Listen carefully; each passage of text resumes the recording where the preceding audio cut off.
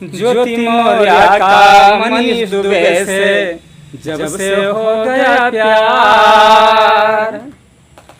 आलोक मौर्या का तभी से भैया बिगड़ गया परिवार, लगे हैं प्यार में झटके मनीष दुबे पद से हटके, लगे हैं प्यार में झटके मनीष दुबे पद से हटके।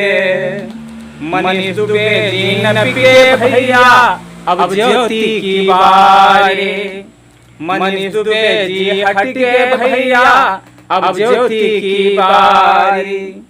ज्योति की ज्योति अब बुझ गए छाई घटा घनेरे, ज्योति की ज्योति अब बुझ गए छाई घटा घनेरे। और झांसी में पत्रकारों ने मनीष दुबे को घेर लिया, तब मनीष दुबे जी ने एक शब्द भी पत्रकारों के सामने नहीं बोल पाए, कुछ जवाब नहीं दिया।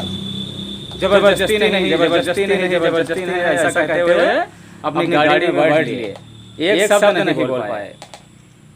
और पत्रकारों से कुछ ना बोले, पत्रकारों से कुछ ना बोले मनीष दुबे जी सटके, लगे हैं प्यार में झटके मनीष दुबे पद से हटके, लगे हैं प्यार में झटके मनीष दुबे पद से हटके।